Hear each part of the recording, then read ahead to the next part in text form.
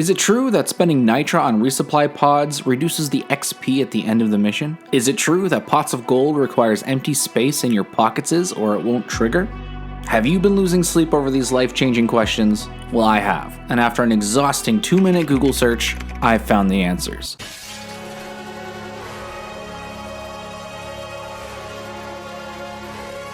So let's start with spending nitra on resupply pods reduces the total XP reward at the end of the mission.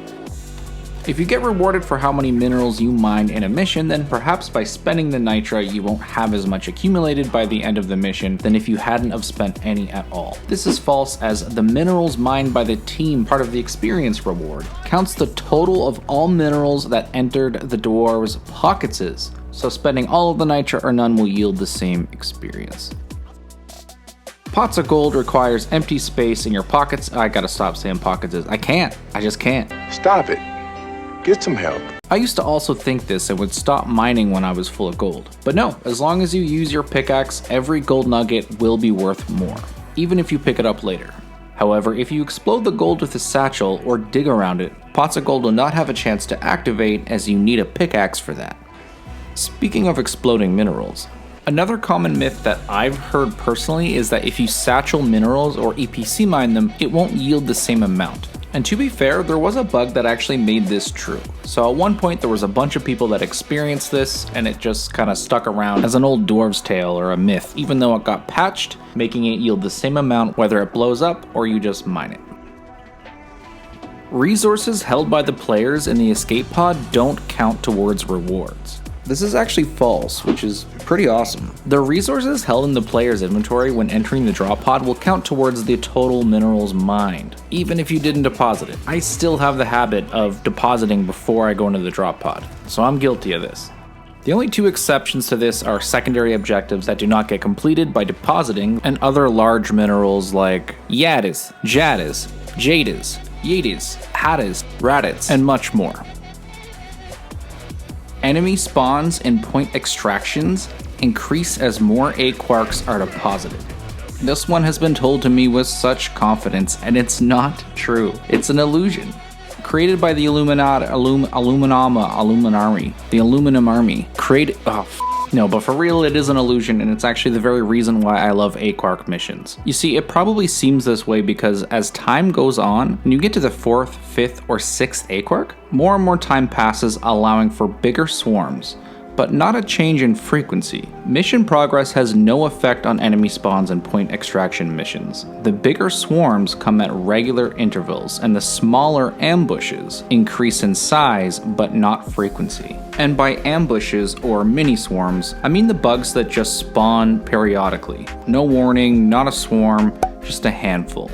They actually do get bigger, not more frequent, but they will get larger in size the longer the mission goes on. So as time goes on, the mini swarms get harder and harder to clear, and if a big swarm comes along, it just starts to get out of control quickly. This happens regardless of how many Aquarqs are gathered or deposited. This is actually why I love these missions. They really do force you to be objective focused, nitra focused, while keeping you on your toes as well. I consider the point extraction perfect training for elite deep dives where speed, team efficiency, cooperation, and survivability all come together. Doretta's health goes up faster the more dwarves that are repairing her.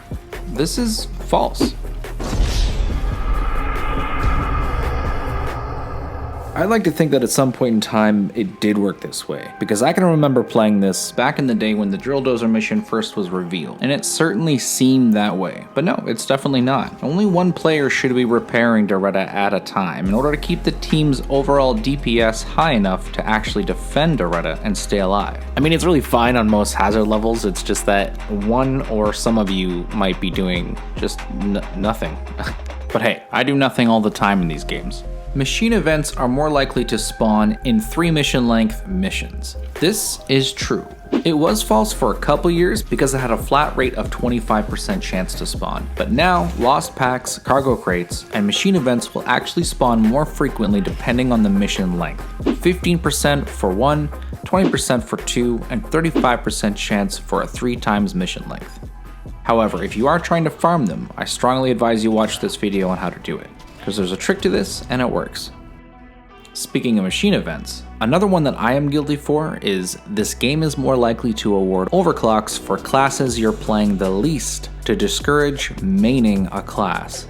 I mean, I never really heard of the maining a class spin on this, but personally I felt like it was just a way to increase the actual longevity of the game, just to keep you grinding to get that overclock that you're really looking for. And although this is actually false, all of my experience in this game does not agree. Not only my experience, but the amount of people that only get overclocks for their main class as literally the last overclocks possible in the game is crazy. I even decided to switch to another class and immediately start getting the ones for my main. However, this is how probability works. Humans seek out patterns and things that are random all the time. So although this could be a conspiracy to keep your gaming longer, I choose to follow science, which states that you have a 25% chance to match the reward to your class and a 75% chance for the 3 other classes. And that's the official answer from the Deep Rock developers. However, somewhere out there, I'm sure the Illuminati is having the last laugh. Double XP gives double the performance points. Unfortunately, this is false. It does, however, give more based on the total XP of the mission, but it has diminishing returns. The example used here is 10,000 XP, which is 1,240 performance points. Make it double XP, and that's 20,000 XP, but the performance points will only go to 1,780, and not 2,480, which would be double. Now I have a whole nother thing on like Born Ready and some other ones, but that's gonna be in another video. But for now, have you seen this?